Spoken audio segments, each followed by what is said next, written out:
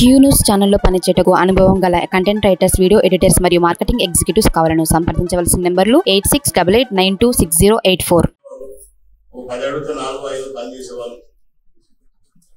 అసలు ఈసారి మీరు మాతో మాట్లాడాలంటే భయపడే స్థాయికి వచ్చేసినారు. కరెక్ట్ కాదు. ఏ ముఖ్యమంత్రి ముందుగా విధులేడు, ఏ ప్రధానమంత్రి విధులేడు, ఏ రాష్ట్రపతి విధులేడు. ఇక్కడ ఎవరికి సాధ్యం కాదు. ఎప్పుడైతే మళ్ళీ స్వార్థం పెరుగుతుందో అప్పుడు నువ్వు ఇక్కడ పనులన్నీ చేయాల్సి వస్తుంది. అందుకే ఇక్కడ కడుపు నిండా తినండి, ఏం అభ్యంతరం లేదు. అది దాటిందనుకో ఇబ్బంది వస్తుంది. అక్కడే ఇబ్బంది పడినారు. రాష్ట్రం అంతా ఇప్పుడు సర్వనాశమే. దీన్ని ఎట్లా తయారు చేయాలో సార్ మా ముఖ్యమంత్రి తలబట్టుకున్నారు, మేము తలబట్టుకున్నాం. మేము ప్రజలకు ప్రామిస్ చేసినాం. ఎట్లా చేయాలనేది రోజు ఒక పొద్దులు చేసే కత్తిలేము సాము లాంటిది మాకు. సో మీది కూడా అట్లే ఉంటుంది ప్రతిరోజు ఉద్యోగం. అందుకే దయచేసి నేను ఇవన్నీ చెప్పాలనుకున్నాను, మొహమాటం లేకుండా చెప్పాను. మళ్ళీ కూడా చెప్తాను అవసరం ఉన్నప్పుడు. ఆ అవసరాన్ని నాకు కల్పించకుండా మీరు పని చేసుకుంటా ఉంటే మంచిది. ఈరోజు ఇక్కడ మీరు కొంతమంది ఉన్నారు, ఇంకా డ్యూటీలో ఉంటారు కాబట్టి దయచేసి అందరికీ కూడా చెప్పండి. నాకు ప్రత్యేకంగా ఎవరి మీద పర్సనల్ గ్రేడ్జెస్ నాకు ఎప్పుడు ఉండవు. ఎందుకంటే నేను ఇక్కడ పుట్టి పెరిగిన వాడిని, మిమ్మల్ని అందరినీ చాలా మందిని చాలా సంవత్సరాలు చూస్తా ఉన్నాను. అవునా? నేను రాజకీయంలోకి రాకుండా చూసేవాళ్ళు కూడా అడగడం. సో పర్సనల్ గా నాకేముండదు.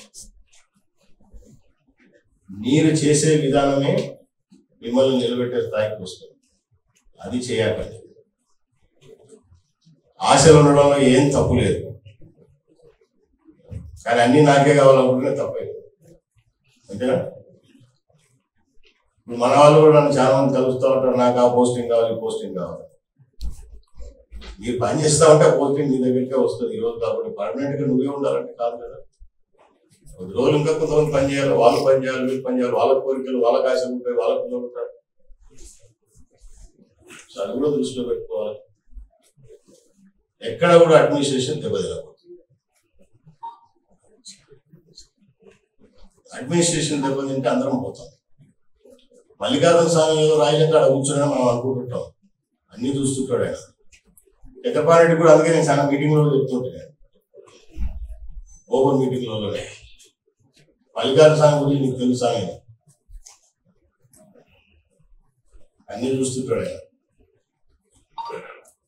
అది చాలా దృష్టి ఉండాలి. ఏం చేసుకోలేట్లే మనం అనుకుంటాను, చాలా తప్పు. తర్వాత ఫ్యూచర్ లో మీకు, మీ ఫ్యామిలీకి, మీ కుటుంబానికి ఎవడో ఒకటి ఎఫెక్ట్ అవుతాడు ఇంట్లో. చాలా మందికి తెలియదు. నేను ఇది మిమ్మల్ని భయపడడానికి ఒకటి ఏం చెప్పాలి. నేను చాలా ఫ్రెండ్లీగా ఉంటాను, గుర్తుపెట్టుకోండి.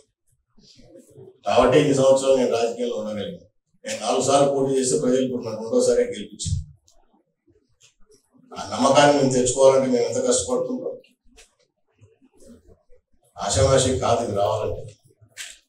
ఏ రోజు బాధపడ్డది. తింటే అరుగుతుంది, ఆరోగ్యంగా ఉంటుంది. అది లేకుండా అయితే అడిక్ట్ అవుతుంది, వాంతుకు వస్తుంది. సో ఇది మా కార్యకర్తల నాయకులు కూడా చెప్పేవాళ్ళు, మీ వాళ్ళకు కూడా కొంతమంది చెప్పేవాడిని. ఇప్పుడు మీకు చెప్పాల్సిన అవసరం వచ్చింది కాబట్టి చెప్తాం.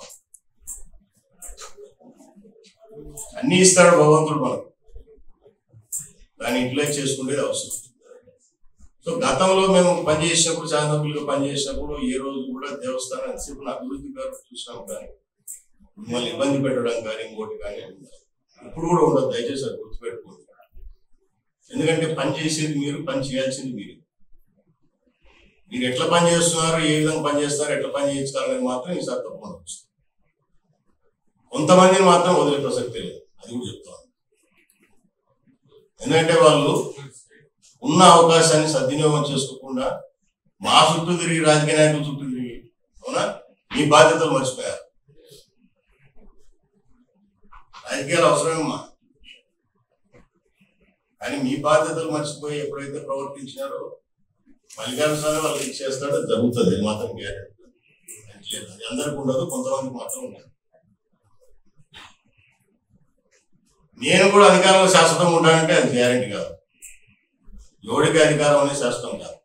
కానీ మీరు ఎంప్లాయీ, ఒక్కసారి మీరు ఉద్యోగంలో జాయిన్ అయితే మళ్ళీ రిటైర్ అయ్యేంత వరకు మీరు ఉంటారు. ఈ అవకాశం అందరికీ ఉండదు. మాకు 5 ఏళ్ళకు ఒకసారి అవకాశం వస్తుంది. మీరు దయచేసి కూర్చోవాలా, లేకపోతే ఇంటికి అంతేనా?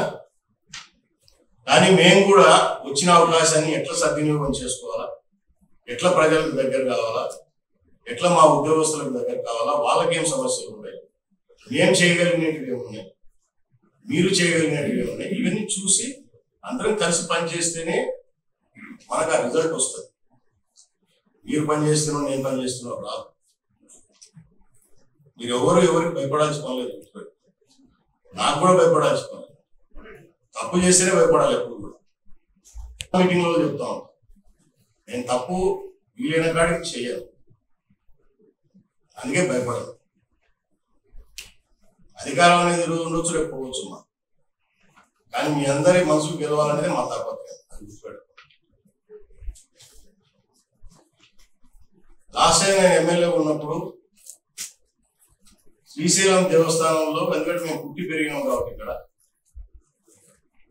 చిన్నప్పటి నుంచి చూసినాం కాబట్టి ఆ రోజు భక్తుల పరిస్థితి, వచ్చే పర్సెంటేజ్ ఎంత, ఈ రోజు ఎంత పర్సెంటేజ్ చూస్తే సంబంధమే లేదు. గుళ్ళోకి నిక్కర వేసుకొని చక్కగా పోతుంది తిన్న ఉన్నాం. అది ఆదివారం సోమవారం సంబంధం లేదు. ఈరోజు అట్లా పరిస్థితి ఉందా మనకు? సో బాధ్యతతో పని చేయాలి. శాసనసభ్యుడికి గెలిచాలంటే అంత ఆశావాసం విషయం కాదు. లక్షల మంది ఓట్లేయాలి, లక్షల మందిని మేము కన్విన్స్ చేయాలి. కన్విన్స్ చేసి మేము గెలిచిన తర్వాత మాటలు నిలబెట్టుకోవాలి. మాట నిలబెట్టుకోకపోతే ఇప్పుడు మమ్మల్ని పంపిస్తారని మాకు తెలుసు. నాకైతే క్లియర్గా తెలుసు. పోయినసారి ఇక్కడ అభివృద్ధిలో భాగంగా తప్పు నా సైడ్ నుంచి జరిగినా, నా కార్యకర్తలు, నా నాయకుల నుంచి జరిగినా, మీ వల్ల జరిగినా తప్పదు నాకే వస్తుంది, నాకు తెలుసు. ఎందుకంటే నాయకుడిగా నా మీద ఎక్కువ దృష్టి ఉంటుంది. అది తెలుసో తెలియకో కొన్ని తప్పులు జరిగినాయి కాబట్టి మాకు శిక్ష చేసినారు, కూడా తెలుస్తున్నారు. అది వేస్తారని నేను ముందే చెప్తా ఉంటాను. నేను క్లియర్గా ఉంటా, ఓపెన్గా ఉంటా, గుర్తుపెట్టుకోండి. నా దగ్గర మొహమాటం తక్కువ, చెప్పాలనుకునే నిర్మమాటం చెప్తా. మీరు కూడా రేపు పొద్దున ఎవరైనా సరే నాతో నిర్మమాటంగానే మాట్లాడండి. దాంట్లో ఎన్ని సాధ్యాలు ఉన్నాయో, ఏం చేయగలమో ఏం చేయలేమో మేము కూడా క్లియర్గా చెప్తాం. సో అటువంటి పరిస్థితుల్లో పోయినసారి మేము అంత డెవలప్మెంట్ చేసినా కూడా ప్రజలు మమ్మల్ని తిరస్కరించారు. ఈ నియోజకవర్గంలో నేను 1500 కోట్ల రూపాయలు తీసుకొని వచ్చినాను. నియోజకవర్గ డెవలప్మెంట్ నేను ఎమ్మెల్యే 1500 crores. మరి అంత చేసినా కూడా ఎంప్లాయ్మెంట్ ఇచ్చినాం, కొంత స్కీమ్స్ ఇచ్చినాం, వెల్ఫేర్ స్కీమ్స్ ఇచ్చినాం, డెవలప్మెంట్ చేసినాం, అయినా ప్రజలు ఇంటికి పంపించారు. అవునా? అందుకే పదవి ఎప్పుడు చేస్తాం కాదు, మనం చేసే పని చేస్తామని నమ్ముతారు. సో ఈ 5 సంవత్సరాల్లో మళ్ళీ అది గుర్తించినారు ప్రజలు కాబట్టి ఈరోజు తిరిగి మా పట్టం కడతారు. కానీ ఇంకా బాధ్యత పెరిగింది. మా ఈరోజు క్షేత్రం మీద మనం ప్రధానంగా దృష్టి పెట్టాలి. పోయినసారి నేను ఎమ్మెల్యే ఉన్నప్పుడు రింగ్ రోడ్ కానీ, ఇంటర్నల్ రోడ్స్ కానీ చాలా మటుకు అభివృద్ధి చేసుకున్నాం. గణేష్ సదన్ కూడా అప్పుడే వచ్చింది, ఫుడ్ కోర్ట్స్ అప్పుడే వచ్చినాయి, షాపింగ్ కాంప్లెక్స్ కూడా ఆ రోజు ఒక పద్ధతి ప్రకారం చేయాలని చెప్పేసి షాపింగ్ కాంప్లెక్స్ ఏర్పాటు చేసుకున్నాం. కానీ ఎన్ని చేసినాక సమస్యలు ఉంటాయి. మాకు భక్తులకు ఎంత ఫెసిలిటీస్ మనం ప్రొవైడ్ చేసి వాళ్ళని హ్యాపీగా ఉంచాలో, సేమ్ టైం నాకు మీరు ఇంపార్టెంటే, అట్లాగే లోకల్ ఉన్న ప్రజలు ఇంపార్టెంటే, లోకల్ ఉన్న మా పార్టీ కార్యకర్తలు. ఇప్పుడు మేము ఎన్డీఏ తరఫున పోటీ చేశాం కాబట్టి విపక్షాలు ఉన్నాయి. సో వీటన్నింటినీ దృష్టి పెట్టాల్సింది. మీకు ఎందుకు చెప్పాలంటే ఇవన్నీ అవసరం, ఇవన్నీ లింక్ అయి ఉన్నాయి. ఇక్కడ దేవస్థానం కాబట్టి మిగతా చోట్లలో అయితే అంత అవసరం లేదు. ఇక్కడ ప్రతిదీ ప్రజలు, పార్టీలు, దేవస్థానము, నీరు అన్ని లింక్ అయి ఉన్నాయి. సో ఈ 3 దాన్ని కరెక్ట్ గా కోఆర్డినేట్ చేసుకోకపోతే మాకు ఇబ్బంది వస్తుంది, మీకు ఇబ్బంది వస్తుంది. ప్రధానంగా మనం దృష్టి పెట్టాల్సింది నా స్వార్థం ఉంది. దేవస్థానం ఎంత అభివృద్ధి మనం చేయగలిగితే భక్తులు అంత పెరుగుతారు. భక్తులు ఎంత పెరిగితే నా ప్రజలకు 4 ఉద్యోగాలు వస్తాయి, నా స్వార్థం అంతా పెరిగేది. వాళ్ళకి కొంత లైవ్లీహుడ్ దొరుకుతుంది. ఇదైతే నాకు పక్కా స్వార్థం, దాంట్లో ఏం డౌట్ లేదు. ఎందుకంటే మా కోసం అన్నిషాలు కష్టపడతారు. అట్లా అని చెప్పేసి అడ్డగోలుగా పని నేను ఎప్పుడు చేయను, దాన్ని ప్రోత్సహించాను.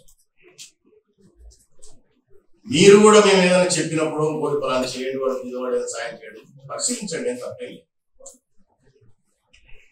పరిశీలించండి, ఎంతవరకు సాధ్యం ఉందో మనం సాధ్యం ఉంది. క్యూ న్యూస్ ఛానల్లో పనిచేయటకు అనుభవం గల కంటెంట్ రైటర్స్, వీడియో ఎడిటర్స్ మరియు మార్కెటింగ్ ఎగ్జిక్యూటివ్స్ కావాలను సంప్రదించవలసిన నెంబర్లు 8688926084.